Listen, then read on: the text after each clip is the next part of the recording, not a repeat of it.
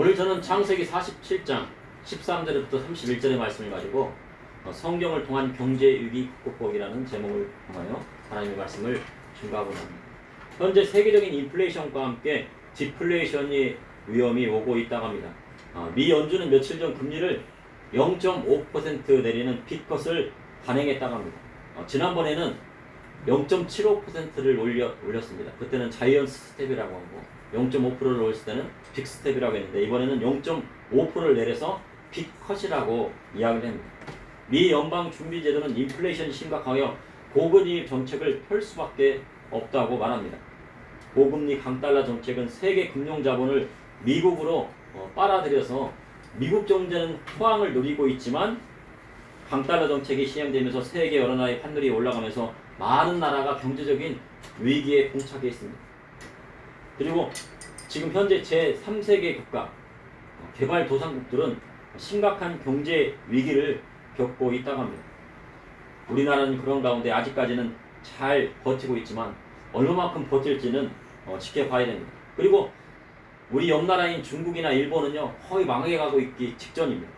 그래서 가장 먼저 망한다고 하면 중국이나 일본이 가장 먼저 망할 것이라는 전문가들도 많습니다. 그런데 미국이 이제 고금리 정책에서 한 발 물러섰다고 합니다. 자이언트 스텝, 빅 스텝을 했는데 현재는 빅컷을 해서 이제 금리를 내리고 있습니다. 이번 미 연준에서 9월 금리를 0.5% 이하하면서 빅컷을 단행했습니다. 그래서 5%의 금리로 내려왔습니다. 5%의 금리는 우리나라 3.25의 금리보다 훨씬 높은 금리이지만 한 번에 0.5% 금리를 인하한다는 것은 급격한 금리 인하라고 할 수 있습니다. 그러니 뭔가 급한 것이 있는 겁니다. 미국이. 이렇게 미국이 금리를 인하한 데는 벌써 디플레이션, 바로 경기 침체가 오고 있기 때문이라는 분석이 지배적입니다. 이전에는 경기가 좋아서 막 돈의 가치가 하락하고 물건값이 막 올라왔는데 이제는 어떻게 됩니까? 금리가 막 너무 높다 보니까 사람들이 소비를 하지 않는 것입니다. 이렇게 미국이 금리를 인하한 데는 벌써 디플레이션이 왔다는 것입니다. 금리가 높으니 소비가 위축이 되고 그에 따라 생산은 감소하고 기업들은 움츠러들기 시작하는 것입니다. 그런 가운데 미 연준은 딜레마에 빠졌다는 의견이 지배적입니다. 코로나 시대 때 천문학적인 돈을 풀고 그 돈으로 인하여 심각한 인플레이션이 왔음에도 그것을 완전히 회수되지 않았습니다. 몇 조 달러를 풀었다고 합니다. 그런데 그 돈 중에서 5%밖에 회수가 되지 않은 상태에서 다시 돈을 푸는 정책을 감행한 것입니다. 그런데 그것은 이번 미국 대선과도 연관이 있는 것 같습니다. 그래서 조 바이든이 되기 위해서는 어떻게 합니까? 경기가 좋아야 되잖아요. 그러다 보니까 이 경기가 좋아지려면 어떻게 합니까? 고금리보다는 금리를 인하해야 됩니다. 그러니 금리를 풀었던 돈을 회수하지 못한 상태에서 금리를 인하하게 되면요 경제 위기는 더 빠르게 올 수 있다는 겁니다. 제 생각에는 아마 트럼프가 되면은 조금 늦게 경제 위기가 오겠지만 아마 조 바이든이 이끄는 그 해리스가 된다고 한다면 경제 위기는 더 빨리 올 수도 있다는 얘기입니다. 지금 세계는 빚에 빚을 쌓아 운영이 되고 있습니다. 서울 집값이 지난번에는 몇 달 전에 몇 년 전만 해도 10억이라고 했는데 현재 지난 몇 달 사이에 20억이 되더니 갑자기 30억이 되더니 이 30억이 갑자기 50억이 되고 50억인 아파트가 현재는 100억이 간다고 합니다. 이러한 것은 빚에 빚을 쌓는 일을 하고 있기 때문입니다. 그러다가 그것을 감당하지 못하고 마지막에 그 폭탄을 거머쥔 사람은 그것과 함께 터지기 마련입니다. 최근요 배추값이 너무 올랐다고 그래요. 그리고 신문에 보니까 배추가요 2만원이랍니다. 그래가지고 이 배추 한 포기를 사가지고 김치를 담느니 차라리 사 먹겠다고 하고요. 그리고 시금치 값이 16,000원이라고 합니다. 그래가지고 김밥을 싸려고 했더니요 김밥 사는 비용보다 시금치 값이 더 비싸가지고 시금치를 못 사는 지경이 되었습니다. 이는요 유례없는 폭염으로 고랭지 배추의 작황이 좋지 않았다고 합니다. 그런데요 비싸도 너무 비싸요. 배추 한 포기가 2만원씩 하고 시금치 한 단위 16,000원씩 한다 보면 이게 살겠습니까? 이러한 현상은 앞으로 지속될 것이라고 말합니다. 지구가 기후 변화로 인하여 농업이 위기가 올 것으로 전문가들은 말하고 있습니다. 우리가 잘 먹고 있는 커피 작황이요 작황도 안 좋아서 원두값이 올라가고 있답니다. 몇 년만 지나면은 커피 작황이 안 좋아가지고 돈 많은 사람만이 커피를 먹을 것이라는 얘기도 있습니다. 이렇게 농사가 잘 되지 않는 상황에서 인플레이션과 디플레이션이 반복되면 세계 경제는 위기에 봉착할 수밖에 없는 것입니다. 그러나 하나님을 믿는 사람에게는 위기가 없습니다. 위기가 기회일 수 있는 것입니다. 이삭이 그 땅에 기근이 왔을 때 100배의 소출을 거두어 하나님께서 그를 거부가 되게 하셨다고 성경은 기록하고 있습니다. 이삭에게 그 경제적인 위기는 그가 거부가 될 수 있도록 하나님께서 하는 축복의 통로였습니다. 이렇게 부자는 경제가 호황일 때 오는 것이 아니라 경제가 심각하게 위기에 빠졌을 때 오는 경우가 많기 때문입니다. 그래서 지혜로운 사람은 경제 위기가 올 것을 생각하고 준비하는 사람입니다. 그러니까 만약에 막 큰 경제 대공황이 온다면 10억짜리 아파트가 1억에 살 수 있는 10분의 1 가격으로 떨어지고 3억짜리 아파트가 3천만 원으로 떨어지고 1억짜리 아파트가 1,000만 원에 떨어질 수 있다는 거예요. 그런데 그것도 돈이 있는 사람이 살 수가 있는 거예요. 오늘 본문 창세기 47장의 말씀은 지혜로운 요셉으로 인하여 야곱의 자손뿐만 아니라 애굽 사람까지 7년 기근을 이겨내는 과정을 기록하고 있습니다. 이를 통해 이 시대를 살아가는 저와 우리 성령이 하시는 하나님의 말씀은 무엇인지 여러분과 함께 은혜를 나누고자 합니다. 첫째, 하나님은 경제의 위기를 통하여 믿는 자를 구원하여 주십니다. 창세기 47장 13절에 기근이 더욱 심하여 사방에 먹을 것이 없고 애굽 땅과 가나안 땅이 기근으로 황폐하니. 아브라함 때도 기근이 있었습니다. 그래서 그때 아브라함이 아니죠. 아브라함이었잖아요. 아브라함이 그 기근을 피하여 애굽으로 내려갔다가 아내 사레를 누이라 하여 바로에게 가축을 막 많이 받았어요. 그리고 아내를 빼앗겼습니다.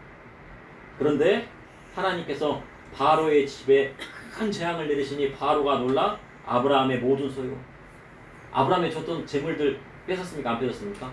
안 뺏고 그대로 돌려보냈다는 거예요. 그러니 기근이라고 하는 것은요, 하나님을 믿는 사람들에게는 뭐예요? 축복이 오는 통로가 되는 것입니다. 그것을 믿으십니까? 빚지지 않고 있다가 정말 기근이 오고 경제적인 위기가 왔을 때 하나님께서 그를 축복해 주시는 것입니다. 그리고 이삭 때에도 기근이 왔습니다. 기근으로 황폐해졌는데 그래서 이삭이 그랄로 내려가 애굽으로 가려 했습니다. 그 해안길을 따라서 그랄 지방에서부터 지금 가다 지구 있죠. 그 지구에서부터 쭉 내려가면 애굽입니다. 며칠 만에 한 일주일 만에 갈 수가 있어요. 그래서 애굽으로 내려가려고 했는데 하나님께서 뭐라고 그래요? 애굽으로 내려가라고 합니까? 내려가지 말라고 합니까? 내려가지 말라고 그랬어요. 그래서 하나님 앞에 순종하자 그랄에서 농사를 지었는데 그의 소출이 100배나 얻게 되어 마침내 거부가 되었다고 성경은 기록하고 있어요. 이삭은 거부가 아니었는데 그 해 100배의 소출을 얻어서 마침내 거부가 된 겁니다. 그런데 애굽 땅에 온 기근은 아브라함과 이삭 때에 온 기근과는 그 규모와 그 차이가 엄청난 것이었습니다. 아브라함과 이삭 때에 온 기근과 그 규모는요, 다른 엄청난 재앙이었고요. 그 기간도 어떻게 해요? 아주 길었어요. 몇 년 동안 재앙이 왔습니까? 7년 동안 기근이 왔다는 것입니다. 야곱이 때에 기근이 심하여 사방에 먹을 것이 없고 애굽 땅뿐만 아니라 가나안 땅에 기근이 황폐해졌습니다. 기근이 온 이유가 무엇이었을까요? 애굽 땅에, 가나안 땅. 기근이 온 이유는 야곱의 아들들이 동생 요셉을 이스마엘 상인의 은 20에 팔아버렸기 때문입니다. 땅에 기근이 오는 것은 땅의 문제가 아니라 사람의 문제인 것입니다. 그 땅에 사는 사람들이 하나님의 말씀대로 살지 않기 때문에 하나님의 심판도 내리는 것이고 땅에 기근도 오는 것입니다. 그래서 말세에는 예수님께서 땅에 지진과 기근이 심해지리라고 말씀하셨습니다. 사람이 하나님 말씀대로 살지 않을수록 그 땅은 기근과 가뭄이 심해지는 것입니다. 북한 땅에는요, 매년 기근으로 인하여 농사짓기가 어렵다고 합니다. 그래도 북한 땅도 산악지역이지만 농사지을 땅들 있잖아요. 근데 그 땅마다요, 매년 가뭄으로요, 고생하고 그러다가 조금 소출 될 만하면요, 폭우가 와가지고 다 쓸어버리고. 북한 땅은 태풍이 잘 올라가지 않는다고 합니다. 태풍이 와야 비도 뿌리는데 태풍이 올라가지 않으니 물이 부족합니다. 그리고 물이 부족하여 땅이 갈라지고 바짝 말라있으면요, 갑자기 폭우가 내려서요, 심었던 농작물들을 다 쓸어내린다고요. 그럼 북한 땅에 기근이 오는 이유는 무엇입니까? 북한에 김일성, 김정일 동산을 곳곳에 세워놓고요, 주민들한테 뭐라고 합니까? 인사를 해야 된다. 참배를 해야 된다. 그러니 그 땅에 기근이 오는 것입니다. 북한 주민이 가난으로 그 우상들을 스스로 때려 부실 수 있을 때 그 땅의 기근도 멈추게 되는 것입니다. 우상 숭배가 팽배한 땅일수록 그 땅의 기근이 심합니다. 중동도 마찬가지입니다. 중동 지역에요. 중동 지역은 하나님을 믿지 않고 다른 신을 섬기니 그 땅이 뭐가 됩니까? 사막 같은 땅으로 변한 것입니다. 땅에 기근이 오고 가뭄이 오고 곡식과 채소값이 천정부지로 오르는 인플레이션이 오면 우리는 어떻게 해야 됩니까? 만약에 채소값이 막 천정부지로 오르고요, 막 인플레이션이 오고요, 막 배추 한 포기가 10만 원씩 되고, 시금치 한 단이 뭐 9만 원씩 된다고 뭐 어떻게 됩니까? 근데 그런 일들이 어디에 일어나고 있어요? 아르헨티나에 일어나고 있어요. 멀리 갈 필요도 없어요. 거기서 밥 한 끼 먹으려고 하면요, 이런 지폐를 뭉칫돈으로 갖고 와야 돼요. 그래가지고 밥을 먹을 때 이 뭉칫돈 몇 개를 줘야지 밥 한 그릇 먹는 겁니다.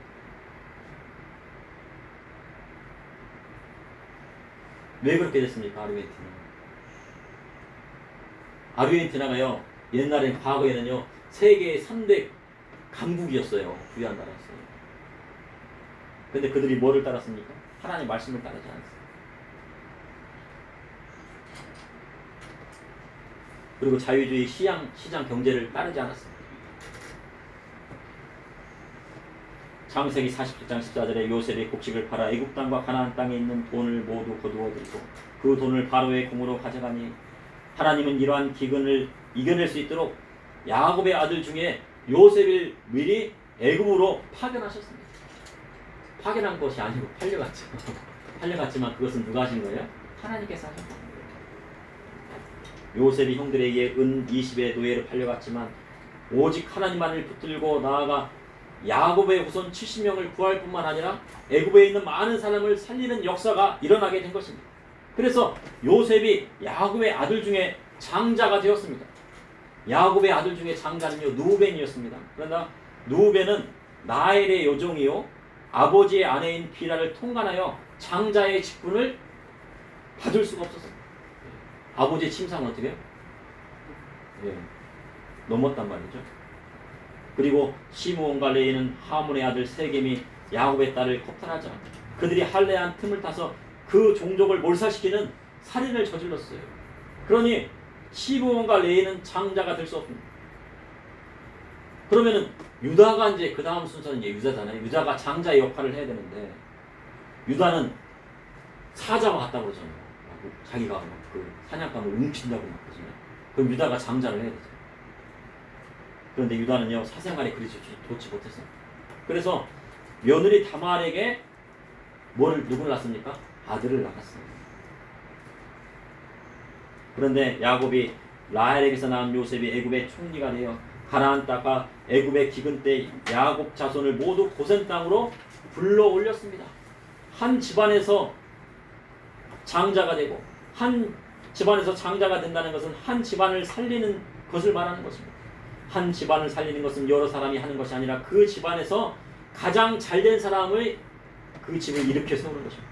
그래서 내가 집안을 살리겠다고 생각하고 기도하는 자에게 하나님은 장자권을 주시는 것입니다.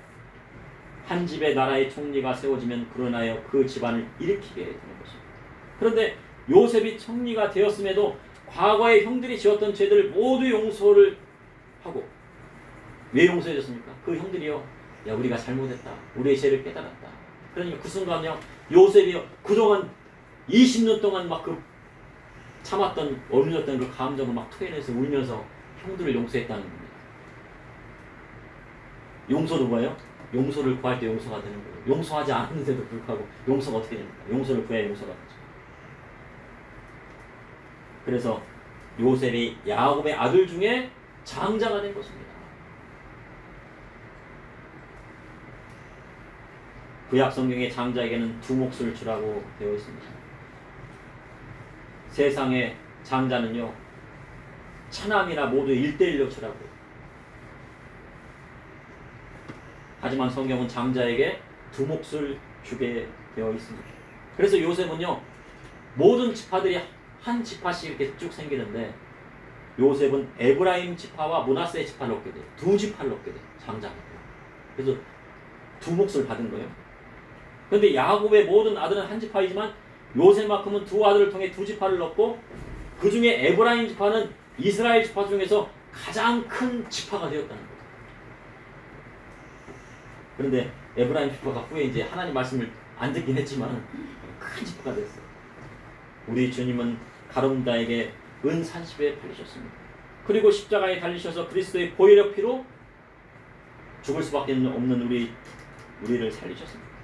죄와 사망의 권세를 누르시고 저주를 끊으사 믿는 자에게 영생의 길을 열어주셨습니다. 그래서 예수님은 우리의 영적인 장자가 되시는 거예요.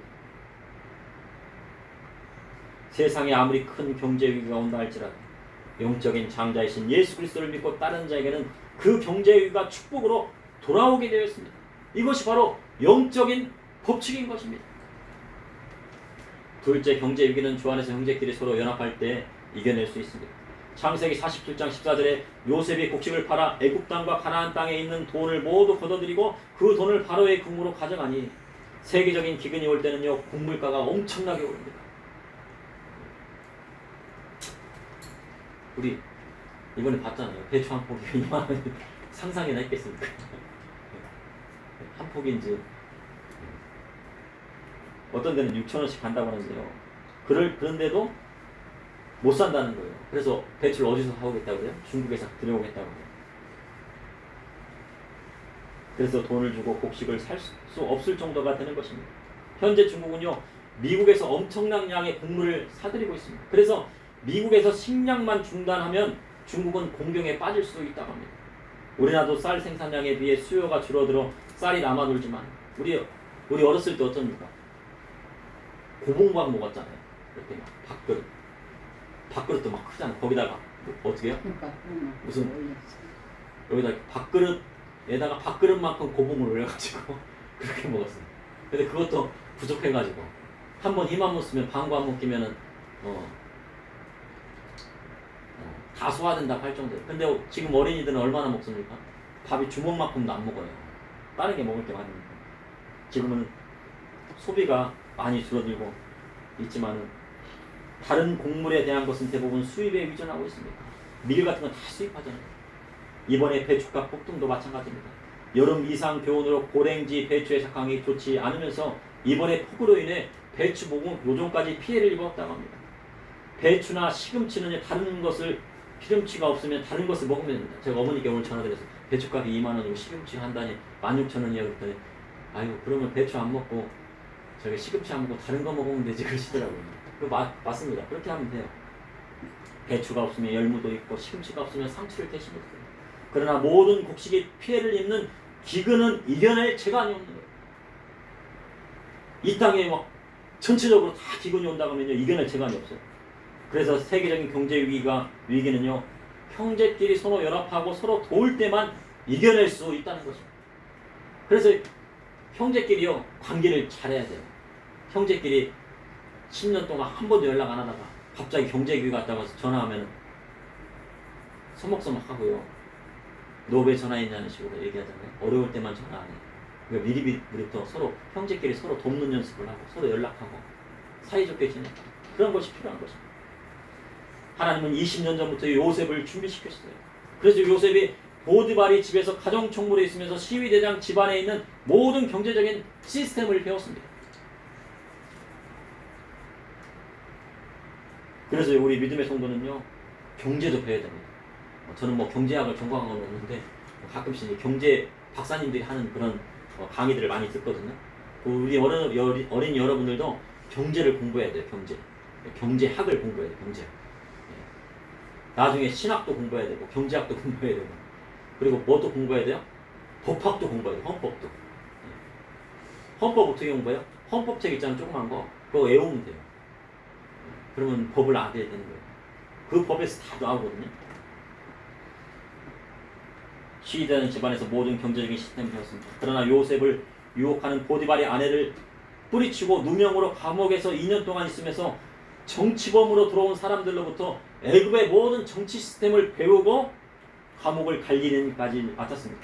이 모든 것은 하나님이 요셉을 준비시켰고 요셉에게 지혜를 주셨기 때문입니다. 그래서 그렇게 위기양양하고 참아냈던 요셉을요, 요셉이 어렸을 때 어떻게 꿈을 꿨는데 형님들과 아버지 어머니까지 다 나한테 전하더라는 거 얼마나 교만했어요. 근데 그 교만을 꺾으시고 요셉을 사람 만드셔서 하나님께서 쓰실 만한 사람으로 만드신 것이 몇 년 걸렸어요? 20년 걸렸다는 거죠.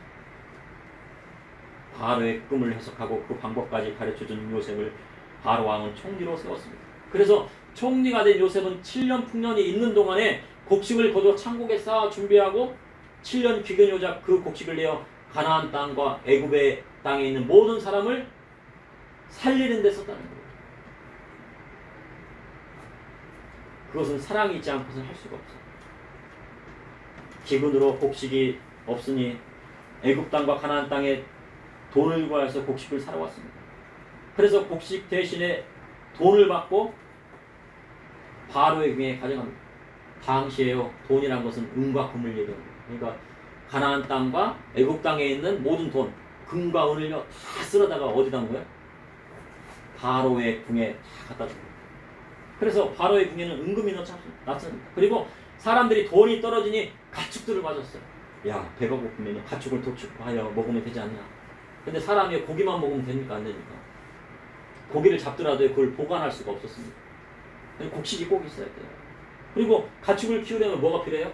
곡물이 필요해요. 곡식이 없으면 가축도 못 키워. 요셉이 사람들이 가지고 온 말과 양떼와 소떼와 나귀를 받고 그들에게 곡식을 나누어 줬습니다. 그런데 가축도 이제 모두 다 내놓았습니다. 그래서 남은 것은 오직 자기 몸과 토지뿐이었다고 성경은 기록하고 있습니다. 사람이 죽으면 토지는 무슨 소용이 있겠습니까? 그러니 몸과 토지를 내어놓고 바로의 종이 되겠다고 말합니다. 그래서 요셉이 애굽의 모든 토지를 사서 바로에게 바쳤다고 성경은 기록하고 있습니다. 이 7년 대기근은 아브라함과 이삭 때의 기근과는 전혀 다릅니다.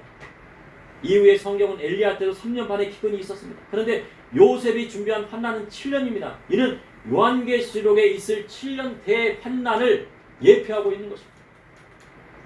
요한계시록의 7년 대환난의 시기에 세계적인 경제위기가 오게 되어 사람들이 먹고 살 길이 없게 됩니다.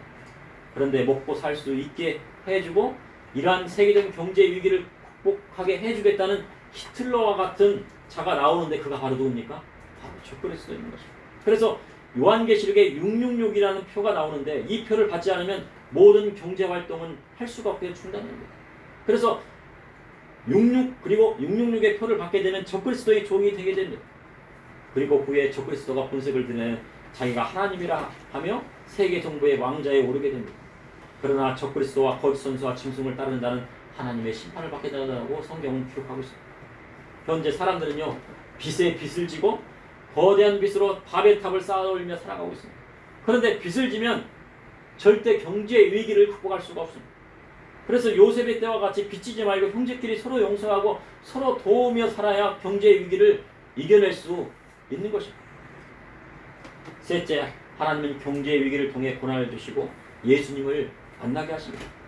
창세기 47장 23절에서 24절에 요셉의 백성에 이르되 오늘 내가 바로를 위하여 너희 몸과 너희 토지를 샀노라. 여기 종자가 있으니 너희는 그 땅의 뿌리라. 추수의 5분의 1을 바로에게 상납하고 5분의 4는 너희가 가져서 토지의 종자로 삼고 너희 양식으로도 삼고 너희 가족과 어린 아이의 양식으로도 삼으라.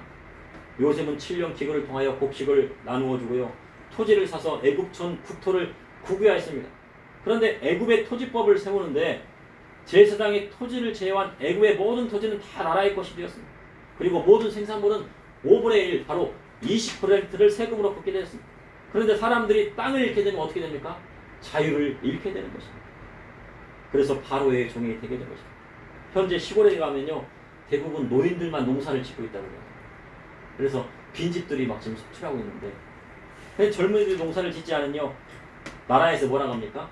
어르신들한테 토지를 주면은 대신 토지연금을 받는다고 합니다.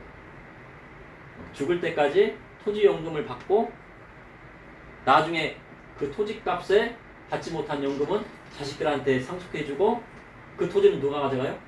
나라가 갖겠다는 거예요.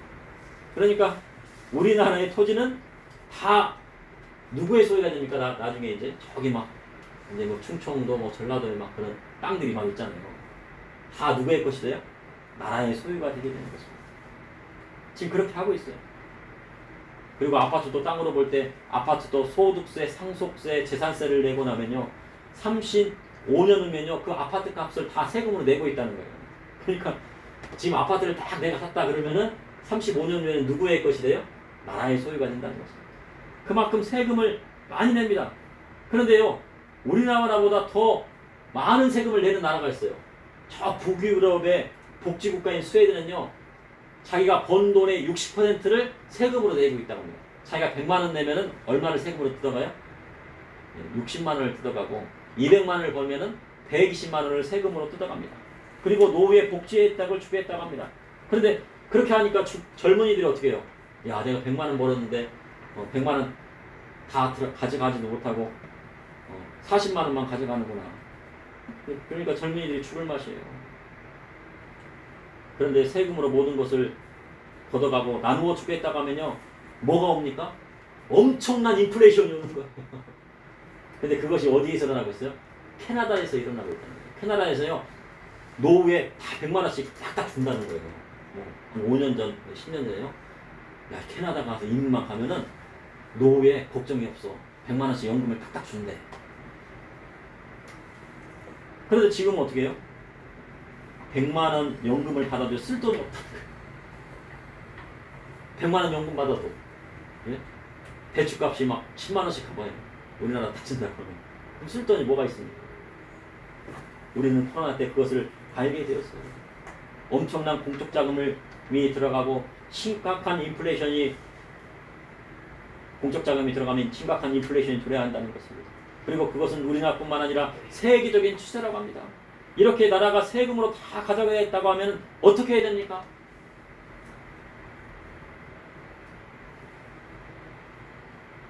우리나라 국민연금도 더 걷겠다고 하잖아요. 그죠? 옛날에 뭐 몇 프로인가를 걷는데 지금 더 올려갖고 막 받겠다고 합니다. 다 세금입니다. 창세기 49장 27절에 이스라엘 족속이 애굽 고센 땅에 거주하며 거기에서 생업을 얻어 생육하고 번성하였다. 이스라엘 족속은 애굽 사람과 섞이지 않게 가축을 키우기에 적합한 땅 고센 땅을 얻게 됩니다. 애굽은 가축을 키우는 것은 부정적으로 생각해서 이스라엘 족속은 애굽 사람과 섞이지 않도록 고센 땅에 거주함으로 한 민족을 이루며 살게 되었습니다. 세계적인 경제 위기가 올 때는요 그것을 극복하는 방법은 바로 그 땅에서 생육하고 번성하는 겁니다. 그러니까 자기가 번 돈이 있으면 생육하고 번성하는데 모든 돈을 다 써버리는 거예요. 그래서 가난해지는 겁니다. 그러니까 자기가 뭐 한 300만 원 벌었다, 400만 원 벌었다, 200만 원 벌었다 그러면은 아기를 많이 낳았고요. 그 300만 원, 400만 원 번 거, 200만 원 번 거를 다 누구한테 쓰라고요? 네. 자식들 키우는데 다 써도 가난한 사람이 되는 거예요. 왜 이상한 말을 하냐 그렇게 할 수 있는데 생육하고 번성할 때 세계적인 경제 위기를 극복할 수 있는 것이죠. 이는 그 안에 요셉 같은 지혜로운 인물이 나오기 때문이에요. 많이 나오면 어떻게 그 중에서 누구 하나는 딱 요셉 같은 지혜로운 인물이 나올 수 있다는 거예요. 그래서 최근 사람들이 아기를 낳지 않고 있다고 합니다. 그래서 나라에서 아기를 많이 낳으면 각종 혜택을 주겠다고 합니다. 근데 아기를 많이 낳고 키우면요 초등학교에서부터 대학교까지요 무료가 되는 시대가 되었어요. 가난하면 부자면 안 줘요. 근데 가난하면 어때요? 한 5명을 낳아도 가난하면은 초등학교부터 대학까지요 그냥 무료로 다 가르쳐줘요. 점심 내가 공짜로 다 줘. 그런 시대가 되었어요. 그만큼 복지제도가 좋습니다. 세금으로 다 뜯어가겠다고 하면은 어떻게 됩니까? 믿음의 성도는 아이를 많이 낳아 가난하게 살면 엄청난 복지 혜택을 누리며 살 수 있는 것입니다. 현재 세계 많은 사람들이 우리나라에 살고 싶어서 안달이 났어요. 그 이유는요. 그 이유 중에 하나는요. 우리나라 사람들은 아기를 낳지 않기 때문입니다. 그리고 아기를 낳지 않지만 아기를 키우는데 적합한 복지 혜택이 넘쳐난 나라이기 때문에 이 나라에 와서 이민 와가지고 딱 살면은 아기들을 공짜로 키우는 거예요. 그러니까 얼마나 좋아요. 최근 우리나라 최초로 자연 임신으로 5 쌍둥이를 낳은 분이 있다고 합니다. 그분은 선생님이라고 합니다. 교육자래요. 그리고 그 아내도 같은 교육직에 이제 근무를 하는데 그분에게 주어진 혜택이 5 쌍둥이를 딱 낳았는데 얼마가 혜택이 주어지면 1억 6천에 해당되는 돈을 이제 복지 혜택을 주겠다는 거예요. 그리고 각계각층에서 야 자연 임신인데 인공 임신도 아니고 자연 임신인데 5이나 나왔으니까 각계각층에 지원해 주겠다는 사람이 줄을 섰다고 합니다. 기업에서도 막 주겠다고 해요. 그만큼 우리나라는요 복지 혜택이 좋은 나라입니다. 그런데 최근에 우리나라는 어떻습니까? 많이 벌면은 건강보험료도 많이 내야 돼요. 그리고 연금 납입액도 어떻게 해요? 옛날에는 뭐 이제 13%까지 이제 올린다고 해요. 그리고요 청약저축도요 금리를 높여주겠다고 그래요. 근데 청약저축 한번 들면은 20-30년 안에 그것을 꺼냈을 수가 없잖아요. 근데 왜 청약저축을 금리를 높여주고 그 액수도 뭐 10만원에서 25만원 늘려줄 때 왜 그럽니까? 나라에 돈이 없거든요. 쓸 돈이 없어요. 은행들도 돈이 없어요. 굴려야 되는데 빚에 빚을 지니까 진짜 실질적으로 은행에 가서요 내가 현찰이 1억이 있는데 1억 달라고 하면 난리가 나요. 어디에 쓰는지 막 물어보고 그 다음에 전화를 해야 돼요. 현금으로 빼갈 수가 없습니다. 은행에 돈이 없어. 그럴 정도로. 그러니까 넣는 액수도 늘리는 거예요. 그만큼 나라에 돈이 없다는 반증입니다. 복지로 나갈 돈은 많은데 들어온 돈은 한정되고요. 기업들의 실적은요 디플레이션으로 해서요 인플레이션으로 막 올라갔다가 갑자기 고금리 정책을 하니까 사람들이 소비를 안 하고 그 생산을 안 하니까 어떻게 해요? 디플레이션이 와가지고 어떻게 됩니까? 기업들이 망하게 생겼어요. 그러니까 우리나라요 삼성 하나만 무너져도요 우리나라 세수의 25%가 고쳐지지 않는다고 해요. 그런데도 삼성을 막 그냥 어떻게 하려고 막 그냥 총수들도 감옥에 보내고 막 그러려고 막 그러잖아요. 아무튼 그거야 뭐 정치적인 목적이기 때문인지 모르겠지만 그런데 세계적인 경제에는 오게 되어 있어요. 왜요? 왜 세계적인 경제가 옵니까? 아브라함 때도 기근이 있었는데 이삭 때에도 기근이 있었고 야곱 때는 어떤 기근이 왔습니까? 7년 대기근이 왔습니다. 근데 말씀에는 예수님께서 뭐가 온다고 그랬어요? 지진과 기근이 더 심해지라고 말씀하셨어요. 처처에 지진이 있고 기근이 심해지라. 경제 위기가 온다는 거예요. 이는 사람들이 빚으로 거대한 탑을 쌓아 올렸습니다. 바벨 탑을 쌓아 올렸기 때문에. 그래서 경제 위기가 오면 많은 사람이 집 나간 탕자처럼 고난을 받게 되어 있어요. 돌아온 탕자에서 아버지 재산 상속받고 다른 나라 가서 장사하겠다고 가서 다 탕진하고요. 그 땅에 가뭄 여자 먹고 살 길이 막막하여 돼지치는 사장 밑에 종사를 했는데 돼지치는 사장 밑에서 주는 지업료를 못 모으니까 뭐예요? 이제 노숙자로 이제 전락하게 됩니다. 근데 노숙자가 되면 어디를 가야 됩니까? 집으로 돌아가요. 노숙자에게 어디로 가야 돼? 집으로 돌아가라고 합니다. 그러다가요 누가 생각났습니까? 아버지가 생각났어요. 아버지 집에는 품꾼의 품삯을 넉넉히 받고 나를 품꾼으로 써달라고 하면은 오늘 먹을지 밥값은 되겠구나. 그래서 아버지는요 그런데요 아버지는 집 나간 아들이 언제 오나 막을 넣기 위해서요 아들을 기다리고 있었습니다. 이것이 바로 주님의 마음이고 이 세상 모든 아버지의 마음이고 하나님의 마음인 것입니다. 예수님은 세계적인 경제 위기 속에도 그 자녀들이 주님의 품으로 돌아오기를 간절히 기다리신 거예요. 그래서 이 땅에 뭐를 주시는 거예요? 가난을 주시는 거예요. 너희들 가난해봐라.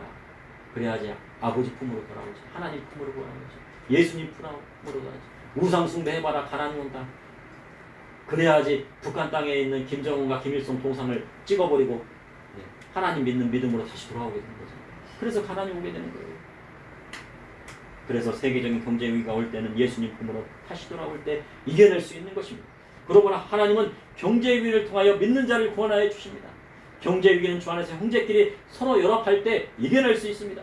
하나님은 경제 위기를 통해 고난을 주시고 예수님을 만나게 하십니다. 잠시 기도하시겠습니다. 사랑해 주님, 이 시간도 감사합니다. 지금 우리나라뿐만 아니라 세계 곳곳에서 물가가 폭등하고 아버지가 먹고 살기가 어렵다고 사람들이 아우성입니다. 아버지 하나님, 세상에 가난이 오고 있음을 우리는 깨닫게 됩니다. 그러나 예수님을 믿는 믿음의 저와 우리 성도님들은 아버지와 가난이 오지 않음을 믿습니다. 그리고 풍요롭게 하여 주시고 또한 풍성한 것으로 함께 하여 주신 것을 깨닫게 됩니다. 아버지 하나님 오직 하나님의 말씀대로 나아갈 수 있도록 인도하여 주시고 세상 풍조 따라 빚지지 않게 하여 주시고 오직 구워질지라도 구인받지 않게 하여 주시고 나누어질지라도 나눔받게 하지 않게 하여 주시고 아버지 풍성한 것으로 함께하여 주시옵소서. 그리고 아버지 하나님 각 집안마다 아버지 요셉과 같은 아버지 경제 위기를 이겨낼 수 있는 총리와 같은 지혜로운 사람들이 하나님께 세워진 총리와 같은 사람들이 세워질 수 있도록 인도하여 주시옵소서. 예수님의 이름으로 기도옵나이다. 아멘.